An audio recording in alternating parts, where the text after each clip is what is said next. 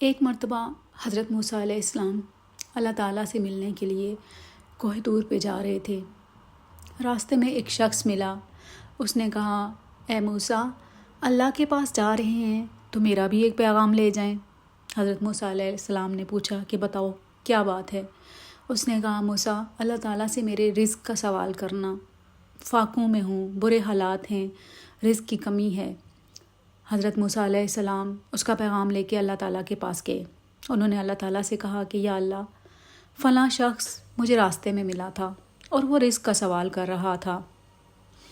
اللہ تعالیٰ نے حضرت موسیٰ علیہ السلام سے کہا کہ اے موسیٰ، اس شخص کی عمر زیادہ ہے اور اس کا رزق کم ہے۔ میں اس لیے اس کو تھوڑا تھوڑا کر کے رزق دیتا ہوں کہ جب تک اس کی زندگی ہے اس کا رزق اس کو ملتا رہے۔ تو اس لیے اس شخص کو کہنا کہ تمہاری عمر زیادہ ہے اور تمہارا رزق کم ہے تو تم اسی پہ گزارا کرو۔ حضرت موسیٰ علیہ السلام جب واپس آئے تو انہوں نے اس شخص کو کہا کہ تمہاری عمر کے حساب سے تمہارا رزق کم ہے، اس لیے تمہیں جو مل رہا ہے تم اسی پہ گزارا کرو۔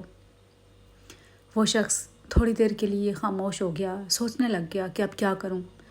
پھر اس نے کہا، اے موسیٰ، آپ جب اللہ کے پاس جاؤ گے تو آپ اللہ سے کہنا کہ جو میرا رزق ہے وہ مجھے ایک ہی دفعہ دے دے، میں ایک ہی دفعہ اپنا پیٹ بھر کے کھا لوں، جی بھر کے کھا لوں جو میرا رزق ہے، کل کی کل دیکھی جائے گی، آج تو پیٹ بھر کے کھاؤں نا۔ تو آپ اللہ سے کہنا کہ جو میرا رزق ہے وہ مجھے دے دیں، سارا دے دیں، ایک ہی دفعہ دے دیں۔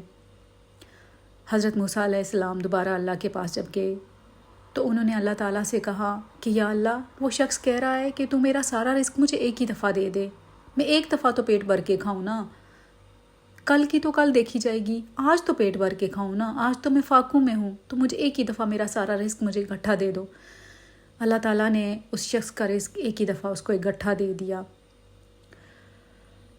اس شخص نے پیٹ بھر کے وہ رزق کھایا، اس نے کھلا کھایا، اللہ کا شکر ادا کیا، کھا کے جو بچ گیا اس کی عمر کے حساب سے جو بھی اس کا رزق تھا اس نے پیٹ بھر کے کھایا، اور اس کے بعد اچھا خاصا بچ گیا۔ جو بچ گیا اس نے آس پاس کے جتنے بھی غریب بھوکے لوگ تھے، بستی والے تھے، سب کو بلایا۔ اس نے کہا، آ جاؤ، آج اللہ نے مجھے کھلا رزق دیا ہے تو میں نے پیٹ بھر کے کھایا ہے اور یہ بچ گیا ہے، تو یہ تم لوگ سارے کھاؤ، کل کی کل دیکھی جائے گی۔ وہاں جتنے بھی غریب مسکین تھے ان سب نے بھی کھایا، آس پاس کے محلے میں تقسیم کیا، ہر طرف جو اس کا رزق بچا تھا وہ سارا اس نے آس پاس ہر جگہ پہ اس نے وہ رزق تقسیم کر دیا، اس نے اپنے پاس کچھ بھی نہیں رکھا۔ کچھ عرصے کے بعد حضرت موسیٰ علیہ السلام کا دوبارہ وہاں سے گزر ہوا۔ انہوں نے دیکھا کہ وہاں پہ تو ایک لنگر جیسا سما ہے، ہر طرف رزق کی پراتیں بھر کے کوئی ادھر جا رہی ہیں، کوئی ادھر جا رہی ہیں، محلے میں ہر طرف لوگ، وہاں پہ ایک محفل سجی ہوئی ہے۔ حضرت موسیٰ علیہ السلام کو بڑا تعجب ہوا۔ انہوں نے کہا کہ اس شخص کا تو رزق ہی کم تھا تو اس کے پاس یہ اتنا لنگر خانہ، اتنا زیادہ رزق کہاں سے آیا؟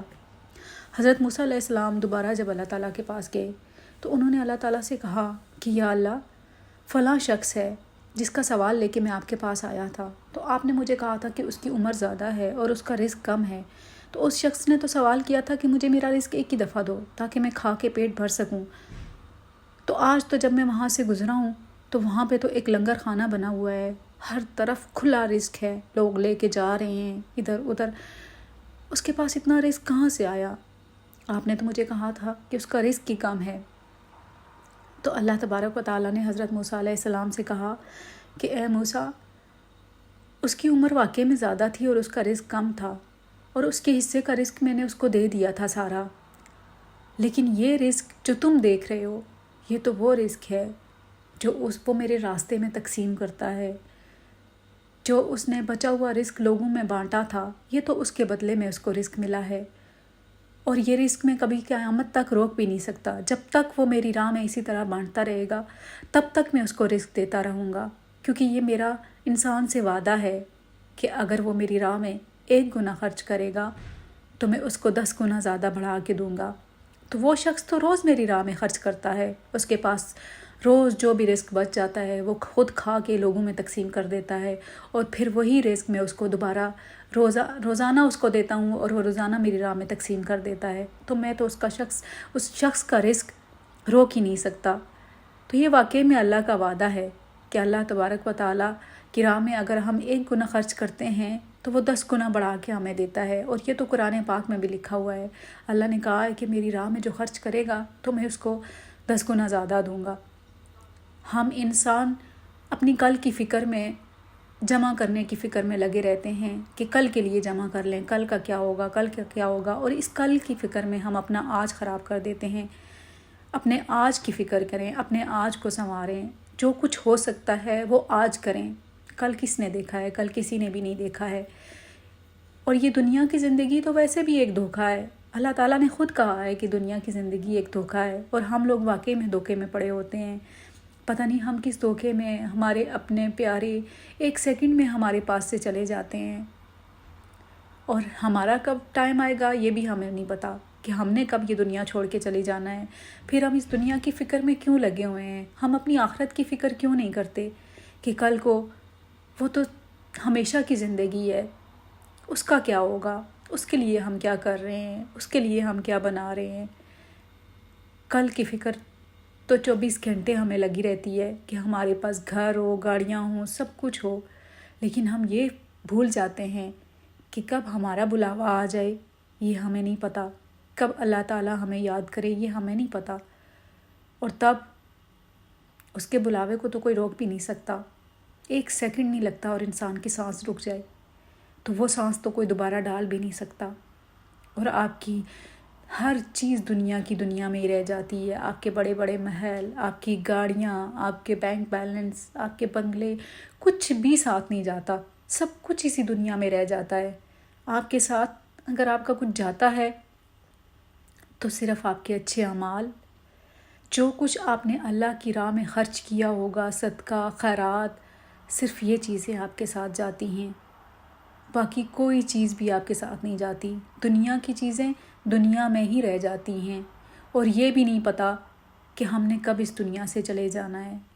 اس لیے اپنی زندگی کو ایک بیلنس بنائیں، اپنے آج کی فکر کریں، آج آپ کے ہاتھ میں کیا ہے، آپ نے آخرت کی زندگی کے لیے کیا کیا ہے، کتنا صدقہ و خیرات کرتے ہیں روز۔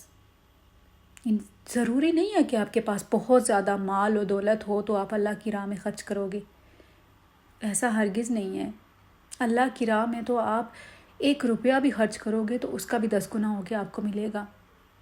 جتنی اللہ نے آپ کو توفیق دی ہے، جتنی استطاعت دی ہے، اس کے مطابق خرچ کرو۔